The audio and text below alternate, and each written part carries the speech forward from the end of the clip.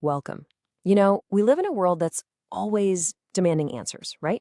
We want certainty, a clear plan for what's next. But today, we're going to look at a single, ancient piece of wisdom that kind of pushes back on all of that. It's all about finding your balance in that tricky space between what your head can prove and what your heart just knows is right.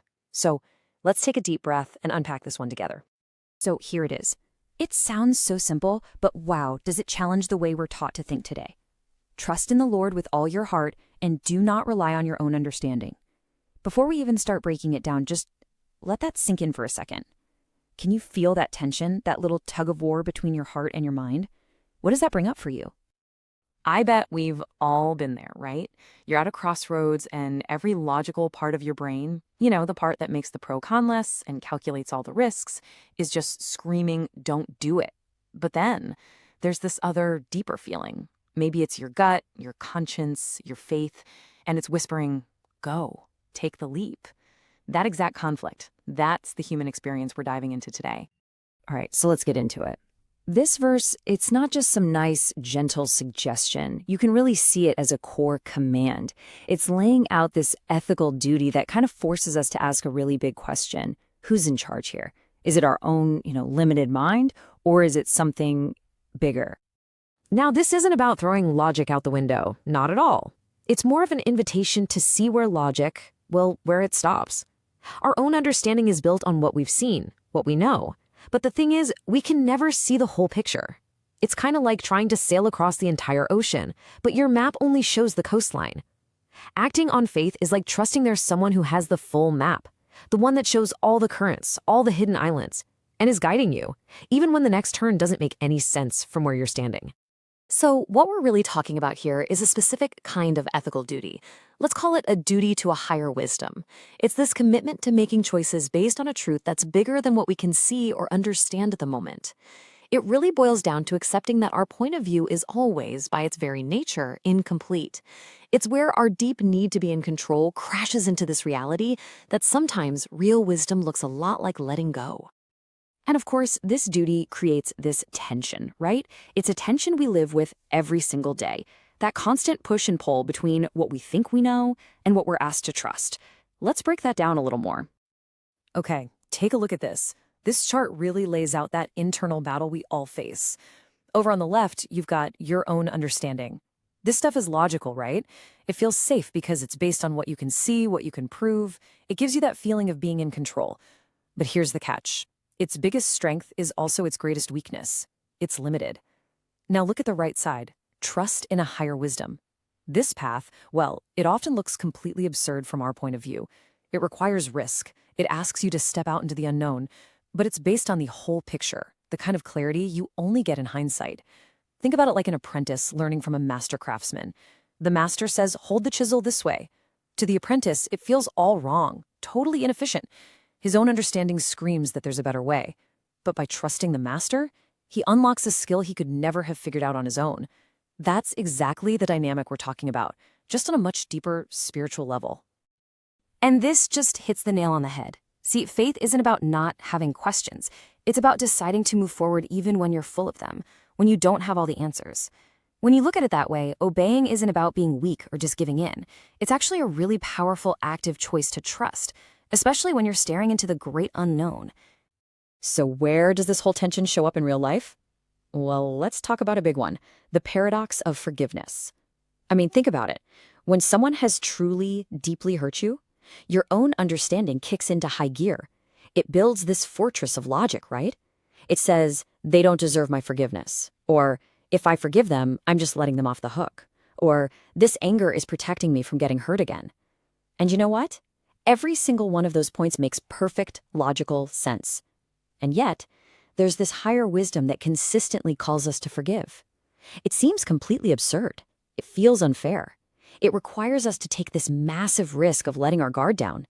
But anyone who has actually gone through with it will tell you, forgiveness isn't really a gift you give to the other person.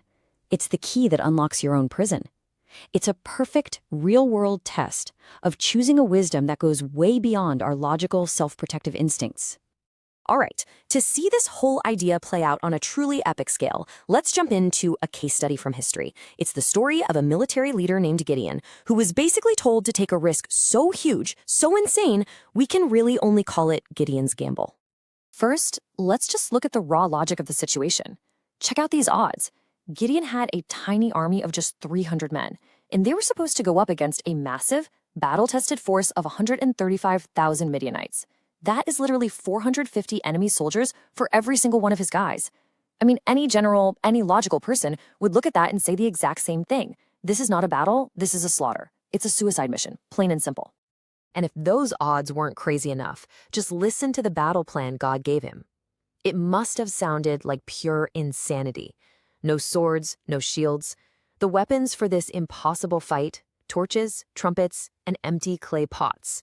Yeah, the instructions were to hide the lit torches inside the pots so the enemy couldn't see the light, surround their massive camp in the middle of the night, and then, all at once, all 300 men were supposed to blow their trumpets and smash the pots, revealing the fire.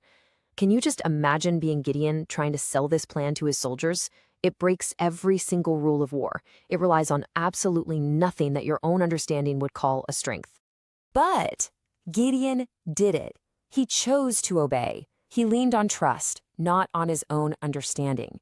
And what happened next was nothing short of a masterclass in psychological warfare. In the dead of night, the entire Midianite army is jolted awake by the blast of 300 trumpets and the shattering of 300 pots, sounding like it's coming from every direction. Absolute total panic. Imagine it. You're one of those soldiers. You're woken up in total chaos, surrounded by this wall of sound and a ring of fire appearing on all the hills. You're going to make a logical guess based on what you see, right? And their guess was, we're being ambushed by a gigantic army. Their entire command structure just falls apart. And in the dark and the confusion, they start fighting each other. Gideon's 300 men, they barely even had to lift a finger. The victory was complete. And it's just this incredible, timeless example of our main point. A plan that looked completely absurd to human reason became the very thing that delivered an impossible win. And it all happened because one person chose to trust a higher wisdom over his own logic and his own fear. So Gideon's story is huge and dramatic, but this exact same principle is working in our own lives too.